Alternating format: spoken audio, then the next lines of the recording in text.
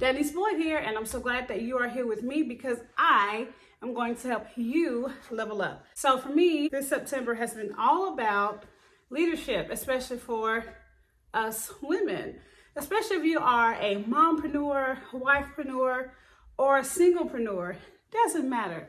I'm here for you, and I'm going to help you get through some things for this very last week of September. So first off, if you are truly going to be a leader, this is what I need you to do. So this book by Beth Caldwell, Women Lead, it is so good. It has so many good nuggets about what we can do to help, level up our leadership because it's so important for us. But do you know one place where most women overlook? They overlook what they want in their lives. So a lot of times we focus on our husbands, our kids, our jobs, our businesses, but guess what we forget? We forget us. We forget about what we want. So today is all about writing that vision and making it plain, because guess what? You can. So we're going to start off with that, and I'll show you what I do, or what I'm going to do now, which is kind of different from what I used to do and different from what a lot of other people will tell you, and it has a lot to do with vision boards. So if you have a vision board, don't feel bad. I had two. I had one for my business and I had one for my life. They kind of intertwine. I'm moving from that, a vision board, to now a vision journal, and I have my supplies right over here. You'll get to see those in a minute. So let's get right into it. If you truly are ready to lead in your life and have the life that you want, go ahead and decide what you want. Because if you don't know what you want, it's kind of hard to decide where you're going to go. So like I said before, you can do a vision board, but I have something that I believe is more powerful, and it would actually be more practical for you to do. So I am doing a journal right now, and I'm going to explain to you why I'm using the composition notebook. So first off, I have kids, but these are like my favorite types of journals right here. Can't even see the front. These are my favorite types of journals, and I love them. But when I decided that I was going to do a vision journal or vision book instead of a regular vision board, I thought to myself, maybe I should go ahead and get another journal. And then I thought, if I keep saying I will do this when, that I would never start. So guess what I did? I decided to go ahead and use what was in my hand, what I already had. And guess what I had? Because it was the beginning of school, or close to the beginning of school, I have these composition notebooks that my kids don't need. Found a jumbo glue stick that my 4-year-old needed for school, but I always have extras, and a handy dandy pair of scissors. And of course, the other things that you can use are pictures that you can print from the internet, or you can have pictures from handy dandy magazines. So that's what I have right here. If you're going to do this, it's very, very simple. All you need to do is have your supplies handy, and I'm going to kind of walk you through what this is about.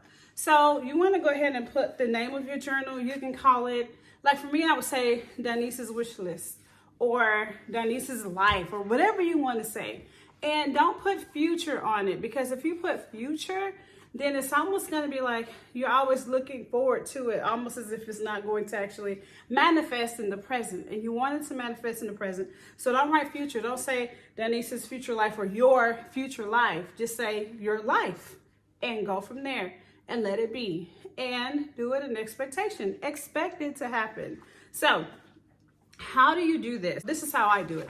I don't know how others do it, but for me, Denise, how I level up is that I find pictures that I resonate with, that actually bring me joy and actually remind me of what it is that I want.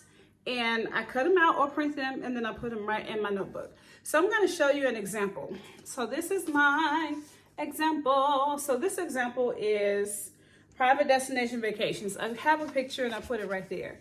But what I believe that you should do, besides just having the picture and what it is, you need to make sure that you have like a plan, or at least a piece of a plan. Start with something Once you start with the plan, later your plan will begin to develop and redevelop, and that is totally fine. It's totally okay. Just keep going. So I have a very small plan up here, and it says level up my vacations by leveling up my digital reach to people who need what I have.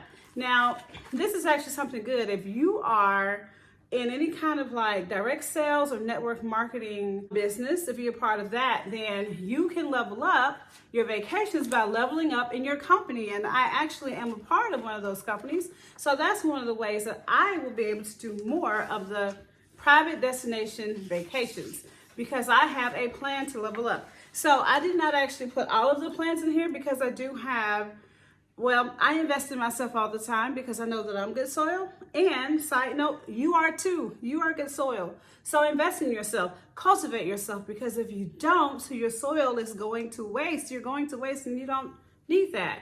I don't want that for you. I hope you don't want that for you.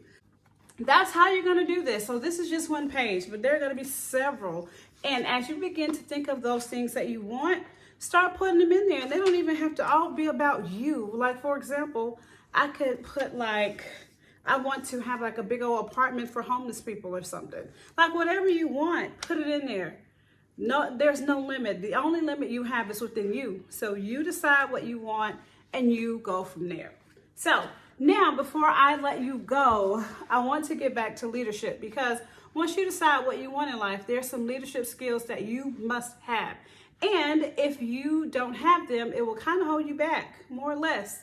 So let's not be held back. So one thing I would tell you is that as women, and what I've learned from Beth Caldwell here in her book, is that we do things a little bit differently. And often we feel like our leadership has to emulate those of men or male figures that we have seen in the past. But for us, we do not have to do that. Be you, be beautiful, be you where you are. So for one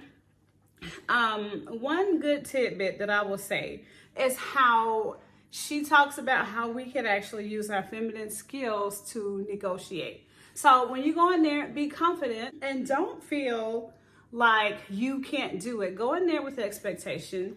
And you know how we always negotiate with our kids or with our spouses, right? You know that. Use those skills. We often don't even think about those negotiation skills that we use within our family. But those are the type of skills that we could use to negotiate with others in our workplace, in our business, in our community, etc. So use that to your advantage, but not just to your advantage, to the advantage of others. Always realize that what you are doing is not just for you, but it's also for those who are around you. And my friends, that has truly changed the way that I look at life, because my life is not just about me. It's about all of those who are around me and all of those who I can touch, like you. So what I want for you for the rest of the week is to go and apply this skill so that you can level up, because I know you want to level up because you're here, right? So get out there, level up, and I will see you next week. Thanks so much for watching. And as I always say, stay peaceful, positive, and productive. I'll see you next time.